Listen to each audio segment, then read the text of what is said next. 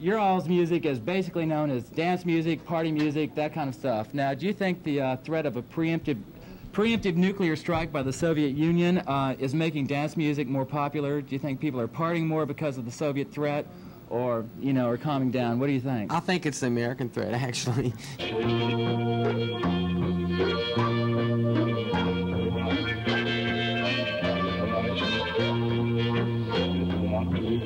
And I understand that you don't do any drugs or liquor before your shows, but yet you get totally wild. How do you do that, Joe? I think if a person ran in place for, you know, an hour, I think they can become pretty crazy. Is that how you do it? Yeah, just, you know, you run in place for an hour? Yeah. Okay, well,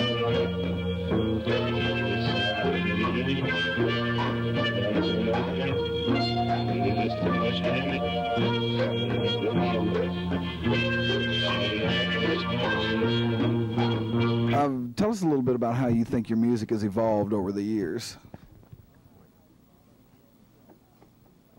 Well, how it's evolved over the years? Yeah. The way it evolved over the years was I personally got into Chicano music, and I played in a lot of conjunto bands in Austin. There wasn't that many Chicano guitar players, so I got a lot of work just playing polkas every night, and cumbias and boleros, and I was, you know, making up my own songs then. But there was a language problem because I don't think white audiences understand Spanish too much. My Spanish is not great anyway, and so, but one time I wanted to sing, and I was in a Chicano bar, and they said, well, we don't want to hear any gabacho music.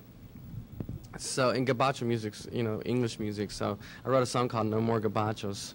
That was like one of the first songs I did. Well, no, it's not a matter of them being racist. They just don't want to hear English music. They want to hear their kind of, which is their traditional thing. So I like that, and that's how I started doing it into Tex-Mex, and I thought, you know, Chicano music's so beautiful, there must be a way to translate it to the whole world, and so I started doing polkas in English and Spanish, bilingual, and that's how it's evolved into what it is today. And how do you think it's changed since you started recording? Since I started recording a lot, well, you know, you brush into other things too. You know, we brushed into other things, right? Yeah. Each time you get in the studio, you get more sophisticated. You learn more about what the process is all about and what you can do, and you get ideas. And it's not until you get in the studio that you know that you can do some things. But I've noticed that recently, after the band's been together, what, 4 years? Yes. That that we're getting a lot of a good reception from the Chicanos from the Southwest. Whenever we take a tour from Texas to L.A., say, it's just been a really neat response, because the Chicanos will come up to us and say, God, we don't understand it. You know, here you are a gringo, and you change your name to a Spanish name. You change it to Carrasco. What's the deal, you know? And they really like it, you know. It's just like, it's a music for all peoples, so that's been real fun about it. You do pretty well over in Europe, too, don't you? Yeah, Buena was like in the top 10 in Belgium, top 20 in France, and got good in radio, Monaco and stuff, places like that. Plus we toured all over Europe. Spain, Portugal. Spain, Portugal. I really like Europe's fun to play. We're going to go back this summer, and you know, I like playing in other countries. I like playing in Texas a lot, and we played in Colombia. I like playing in Colombia. That was a lot of fun. Yeah, anywhere south of the border. That was my favorite opening act. The band that opened for us, La Media Torta. It was like ballet folklorico kind of band. Oh, that was wild. Yeah. Overseas and south of the border, do you inspire the same sort of response that you do here stateside? I think we do. Yeah, I think they appreciate the fact that the songs are bilingual, if nothing else. I mean, it's happy music, but they can relate to it too, because we're singing Buena, you know, Cacaravaca. That's a real big one over there. Ricardo? Yeah, we played an interesting gig in Stockholm at this club, and it was a benefit for a magazine, a rock magazine, and there was like 5 or 6 bands that played, most of them local bands from Sweden. And when we played, it was just like a Texas gig. Everybody's jumping around, Joe's flipping out into the audience and stuff. And you know, after the show was over, people came up and said, "Man, you guys are really something," because people here never really get so physical. They just kind of sit and just be calm, you know. And like, people kind of take that for granted here in Texas because people are more physical and they get rowdy and they have a good time. And we kind of took that with us when we went to Europe, and we were causing it to happen over there, and it really kind of turned some people's head around, you know. Anybody in any country can relate to a man flying over their head with red socks the same way they can over here. And one green sock. Right. Match socks. What he said. Of course, they had musical notes. So. Okay, let's go back to your reputation for being able to inspire lunacy amongst the audiences who come to see you play. You're legendary at that. What is it about this band that brings that about? Well, I think is that we play, our music is real happy. I think it's real happy music, plus it's real danceable. And I think I believe in a lot of action on stage and jumping around and jumping about. Leaping into the stage, flipping around, stuff like that drives people crazy. They love that. All right, Anyway. this guy doesn't mince words. I'm not saying anything. Don't you have anything to? But anyway, no. I think it's just if you're real. I think a lot of action. If I watch a band on stage, and they're just sitting there singing, I just sit there and watch them. But if they're moving all around and doing a lot of action, it makes me want to do that too. Yeah, And try to involve the audience. yeah, I think the audience should be involved, and I think you should make like a party where everybody's having fun.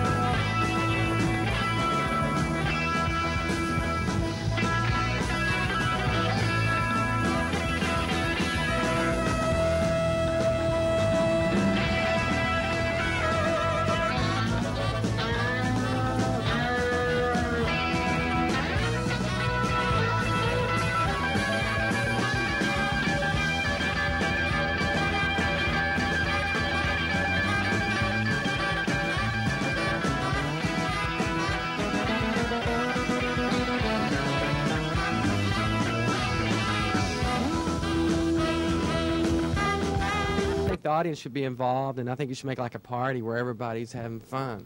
You gotta inspire the crowd. Catch. Lunacy? Who said anything about us inspiring lunacy?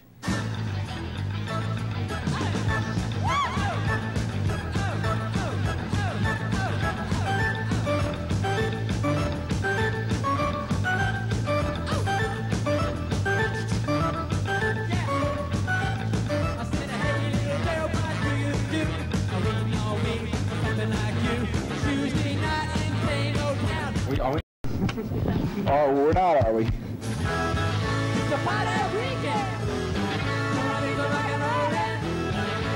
Give us a check on that microphone, will you, Joe? Ow! Go ahead, move it.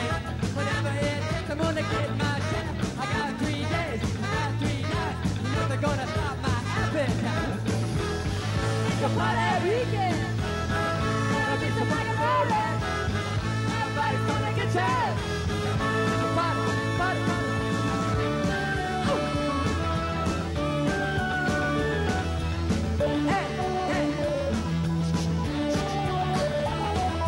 Today we were at the James Brown School.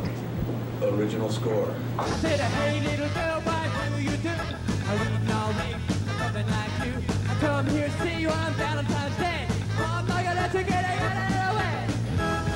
It's a party weekend. Gonna be some rock and rollin'. Everybody's gonna get tired. It's a party, party, party. It's a party, it's a party, party. It's a party, party, party weekend. It's a party, it's a party.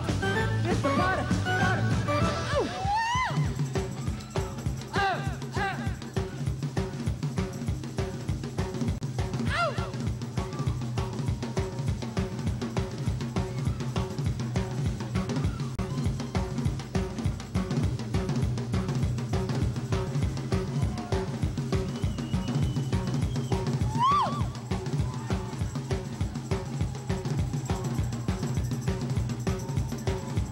Set, go.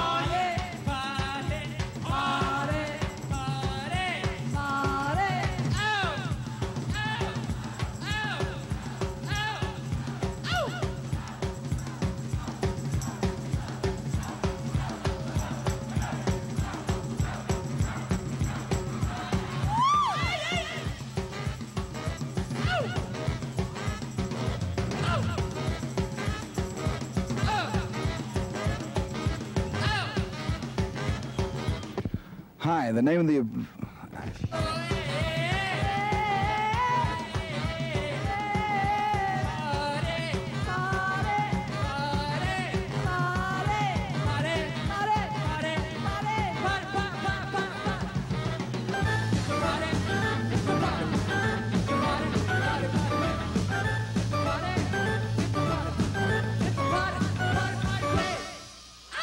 Good night, thank you!